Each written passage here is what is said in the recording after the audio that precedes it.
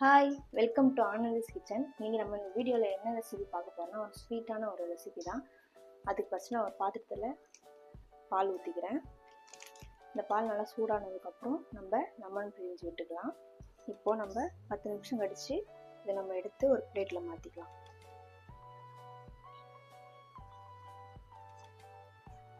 பிளேட்டில் மாற்றிட்டு இதை நம்ம இப்போது சப்பாத்தி பதத்துக்கு நல்லா சாஃப்டாக நம்ம இதை பிசைஞ்சு எடுத்துக்கலாம்.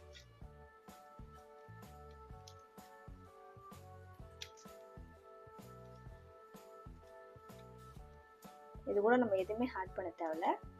இதை நல்லா சப்பாத்தி பழத்துக்கு நம்ம நல்லா சாஃப்டாக பிசைஞ்சு எடுத்துக்கணும். கூட லைட்டாக நம்ம தண்ணி கூட ஆட் பண்ணிக்கலாம்.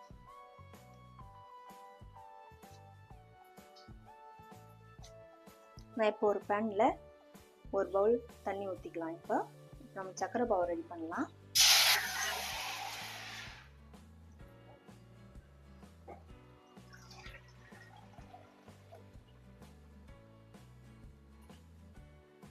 நான் ஒரு 2 பவுல் கிட்ட தண்ணி சேர்த்துக்கலாம். இப்போ அந்த தண்ணியிலே நான் ஒரு half பவுல் சுகர் சேர்த்துக்கலாம்.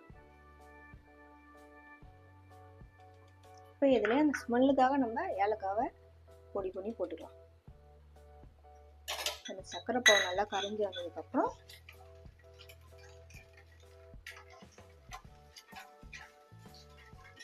இந்த சக்கரை பாவு நல்லா கரைஞ்சி கொதிச்சு வரணும். நல்லா ஒரு கெட்டியான ஒரு அளவுக்கு வந்ததுக்கப்புறம் நம்ம இந்த மாதிரி கொதிச்சு வந்ததுக்கப்புறம் நம்ம ரெடி பண்ணி வச்சிருக்க இந்த ரசமலாயை இதில் சேர்த்துக்கலாம்.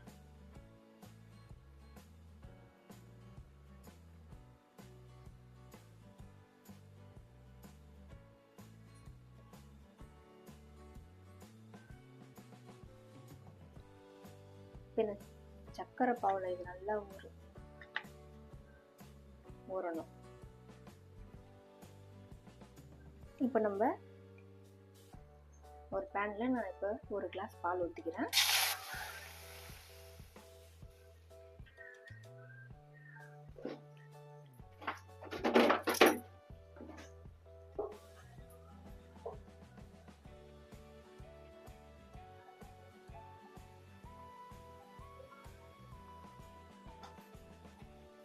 பால் நல்லா கொதிச்சு இந்த மாதிரி கொஞ்சம் வந்ததுக்கப்புறம் நம்ம இதில் ஒரு 2 ஸ்பூன் அளவுக்கு சுகர் ஆட் பண்ணிக்கலாம். பண்ணிட்டு நம்ம இந்த மாதிரி தடவி விடலாம்.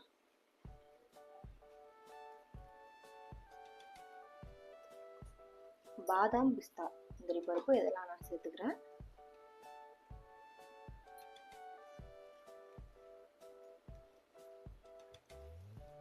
சேர்த்து இதை நல்லா கொதிச்சு நல்லா கெட்டியாகிற வரைக்கும் நம்ம இதை நல்லா கொதிக்க விடலாம். அந்த பாலை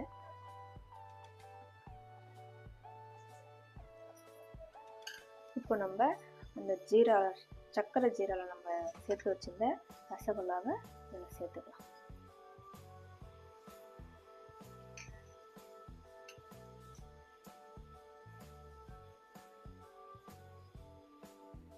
ரசமலாயை சேர்த்துக்கலாம் நம்ம.